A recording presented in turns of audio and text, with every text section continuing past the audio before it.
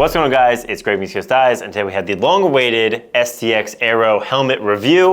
We promised it a long time ago. It took us a long time to get one, so big shout out to Towson Tigers right down the road for providing us with one. I want to break it down because this is maybe STX's fourth helmet, and they've gotten better every iteration, so I'm confident that this one is going to be their best yet. First thing to look at, and I think it's one of the biggest advantages, is pricing.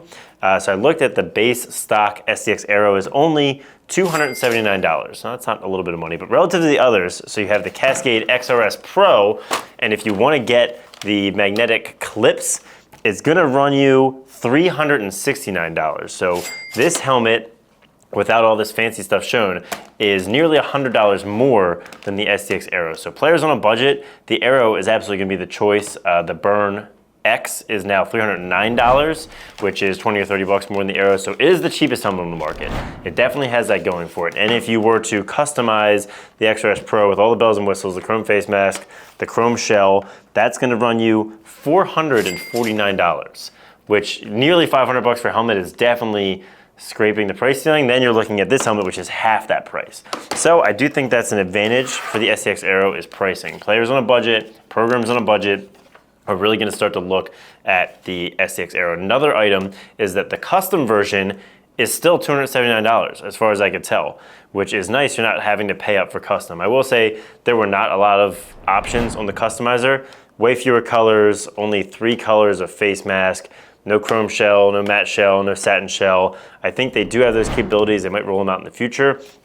So as far as customization, it's pretty minimal as opposed to you look at what Cascade's doing. They have like 8 or 9 colors of chrome face mask, chrome, matte, carbon fiber, platinum chrome. Now they've got 2-tone fade chrome. They've probably got 30 or 40 different shells you can put on this.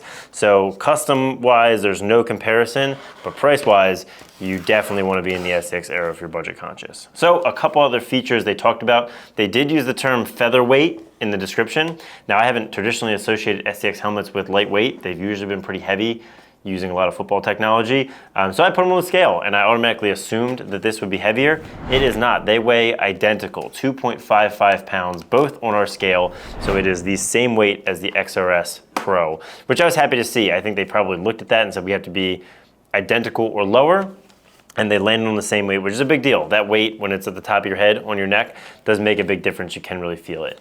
Adjustability, they have a very similar system to Cascade now with this adjustable clip. We're all pretty familiar with it. I will say for one reason or another, this one doesn't seem to stay done all the way out. That's minor. Maybe this one's just a little jacked up.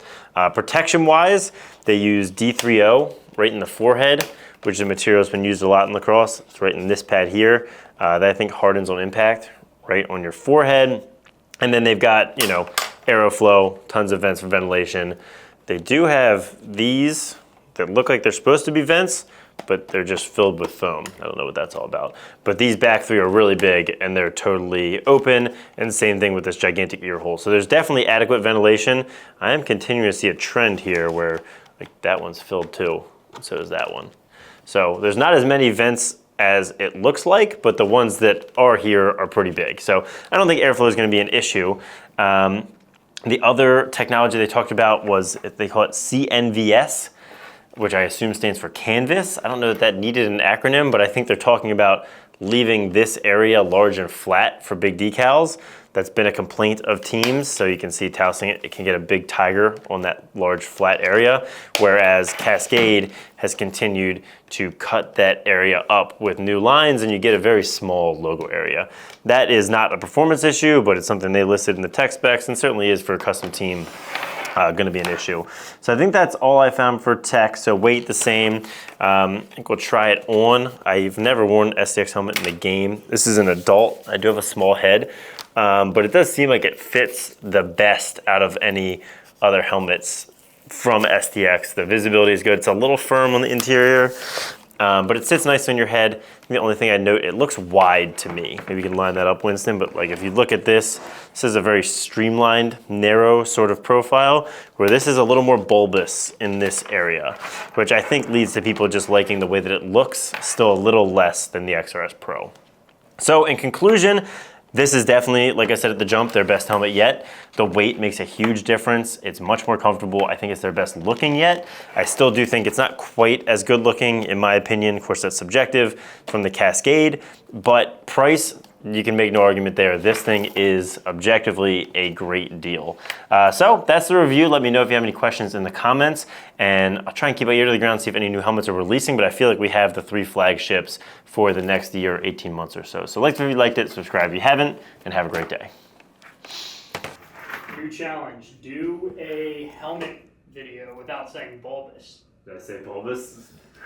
You say bulbous every. I feel like bulbous. The old Warrior helmet, or not the old, the Warrior helmet review you said, this looks very bulbous. Maybe they should stop making bulbous helmets then. Well, your head's bulbous, isn't it? No, I have a tiny head. You have a bulbous head. My dome is tiny, I don't think. Winston's got a huge dome. Bulbous. Bulbous. Bulbous. Fun word. Bulbous.